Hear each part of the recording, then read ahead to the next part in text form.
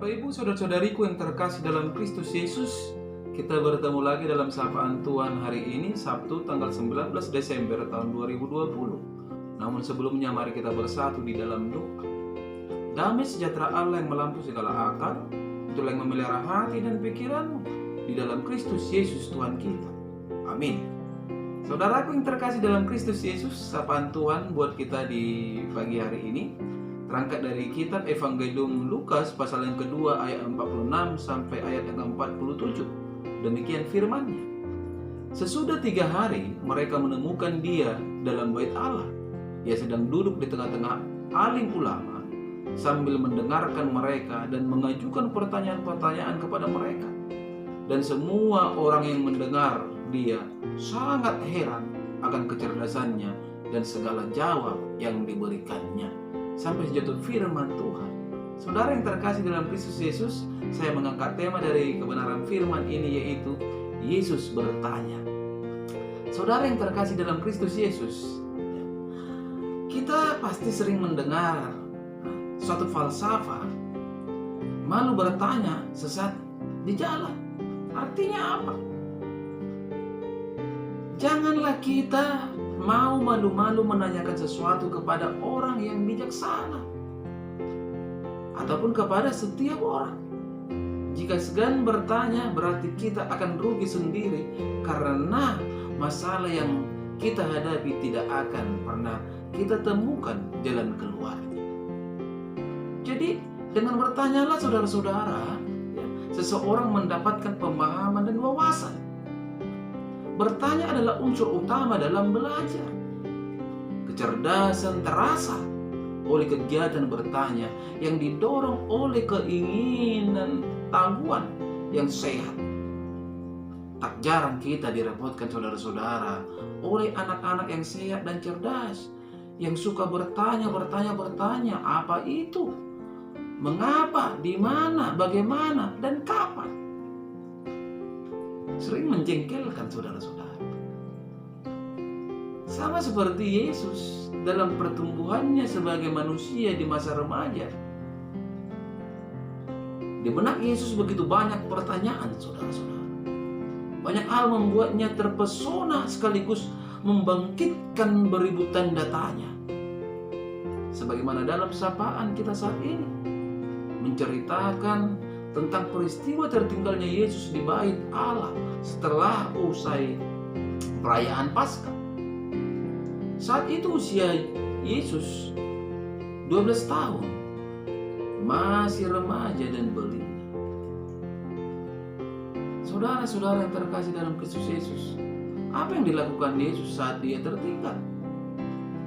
Yesus tidak kemana-mana, ia tetap tinggal di bait Allah, berdiskusi dengan para ulama. Yesus tidak malu bertanya kepada para ulama tentang apa yang terganjal di dalam benaknya.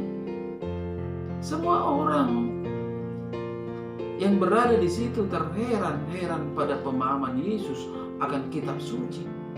Itu yang dinyatakan sapaan Tuhan kita pada saat ini.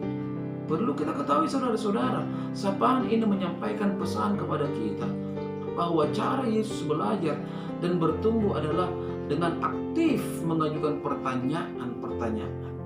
Hal itulah yang membuat Yesus bertumbuh secara optimal di setiap aspek kehidupannya. Perlu kita ketahui juga saudara-saudara, pemahaman yang baik dalam diri Yesus itu tidak dapat diperoleh dari proses yang singkat, melainkan proses panjang yang terus-menerus. Yang paling berperan dalam proses tersebut tentunya adalah orang yang terdekat dengan Yesus. Siapa itu? Itulah orang tuanya. Orang tua Yesus adalah Yusuf dan Maria. Mereka adalah orang-orang yang taat kepada Allah. Mereka sangat mematuhi aturan-aturan Yahudi, saudara-saudara. Sebagai contoh, mari kita melihat bagaimana Yusuf dan Maria menyulatkan Yesus pada waktunya. Mereka menyerahkan Yesus ke bait Allah untuk ditahirkan. Mereka rutin menghadiri hari raya Paskah setiap tahun di Yerusalem, saudara-saudara. Meskipun itu tidak wajib bagi para perempuan. mereka pun mengajak Yesus serta ikut atau ikut serta saudara-saudara. Meskipun menurut tradisi waktu itu seorang anak yang wajib bisa ikut atau baru wajib mengikuti perayaan Paskah jika sudah berumur 13 tahun. Yesus dididik melalui sapaan ini, melalui setiap peristiwa, mulai dari kecil saudara-saudara, dalam pengajaran iman yang baik oleh orang tua. Saudara yang terkasih dalam Kristus Yesus, kalau kita melihat dalam kehidupan ini, kalau kita memperhatikan bagaimana kehidupan ini, ada banyak orang yang enggan bertanya atau berdiam diri.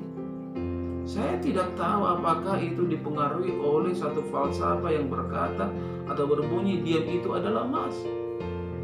Saudara yang terkasih, ingatlah, tidak selamanya sikap diam itu adalah emas. Namun melalui kebenaran firman Tuhan, melalui sapaan kita saat ini, biarlah hidup kita seperti Yesus yang mau bertanya akan ketidaktahuannya. Entah karena kesusahan, kebimbangan, kegalauan, kebingungan, atau benar-benar oleh ketidaktahuan.